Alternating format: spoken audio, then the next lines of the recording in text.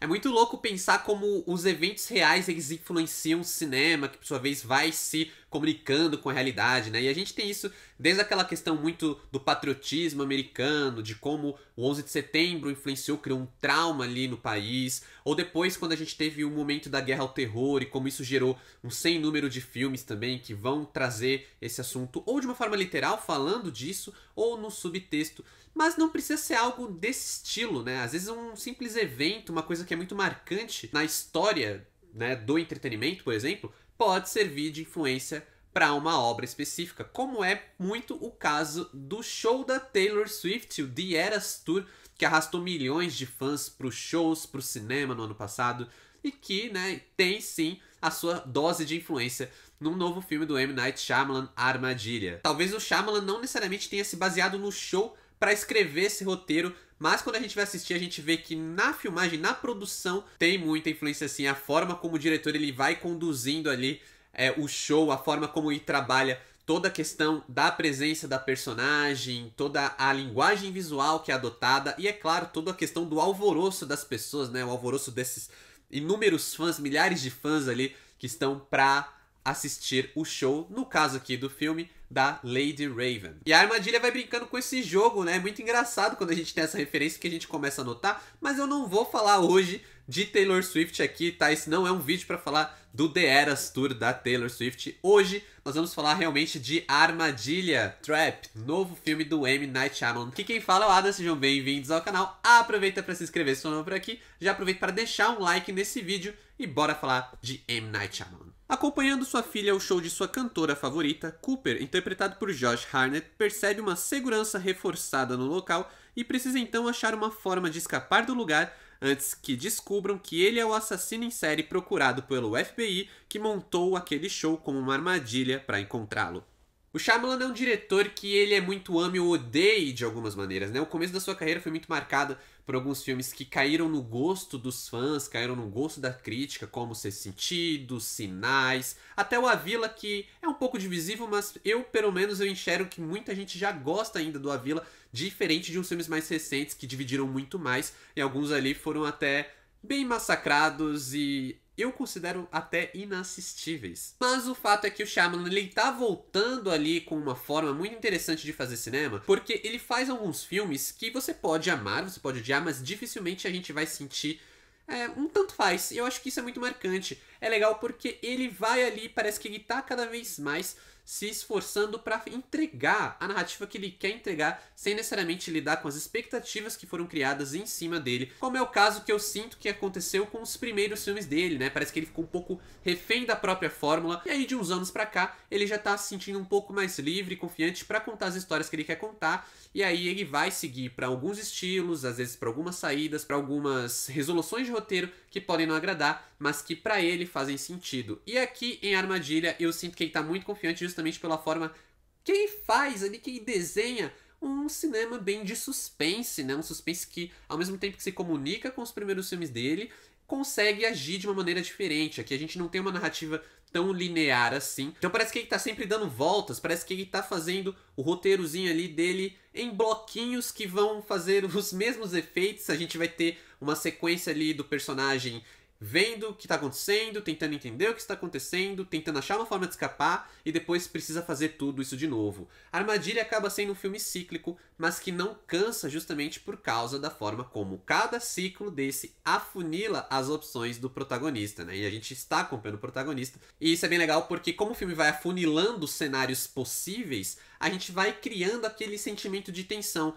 É uma camada de tensão que o Shyamalan está construindo a cada novo momento, a cada novo ciclo, como eu falei, né? A cada nova fase ali do filme, o Shyamalan ele vai injetando mais tensão porque a gente vê que o ciclo está apertando, a gente vê que tá cada vez mais difícil. Como é que esse cara vai escapar daí? E normalmente isso seria tranquilo porque a gente tá vendo um serial killer. Só que o personagem ele é interpretado pelo Josh Hartnett com tanto carisma, assim, ele é tão interessante de ver, ele tem um magnetismo que a gente acaba meio que se apegando, como é comum de vários filmes que a gente segue vilões, a gente meio que vai se apegando ao personagem e torcendo por ele, não necessariamente torcendo pra ele escapar, pra ele continuar fazendo as coisas que ele faz, mas querendo saber como ele vai escapar, né? O grande conflito ali é como ele vai sair do show sem dar na cara, sem ser pego. A própria filha dele não sabe da identidade, né? Não sabe que ele é um serial killer. Então, tudo isso vai acumulando ali e o Shyamalan ele vai jogando com esses sentimentos, ele vai jogando com esses aspectos para criar essa tensão constante. E aí é como eu falei, a gente vai tendo momentos que vão representar cada vez mais tensão. Como é, por exemplo, o momento em que ele cria um esquema para distrair os policiais e tentar escapar pelo teto, ver o que se ele conseguiria sair pelo teto, e aí ele vê que não consegue. Então, novamente, ele volta ali para se planejar de novo, para tentar achar uma outra forma de sair, e as coisas vão andando e vão se complicando cada vez mais, enquanto a gente tem quase um embate mental de Gato e Rato com a personagem da polícia ali, que é uma especialista em perfis de serial killers, que está caçando ele. Ela meio que já fez todo o mapeamento de qual perfil desse assassino. Como a gente é colocado desse ponto de vista, né, a gente tá seguindo o Cooper o filme inteiro. A gente vai acabar se sentindo um pouco preso. Eu sinto que logo nos primeiros minutos a gente já sente essa tensão sendo construída. E a gente também, como ele, vai se sentindo preso. E o Shyamalan ele faz um uso muito interessante do espaço que a gente está vendo, porque apesar de ser um espaço muito aberto, né, um show, é gigante, tem muita gente, ainda assim é um espaço confinado, que me remete até àquela frase clássica do Hitchcock sobre como se fazer suspense, né? Que se você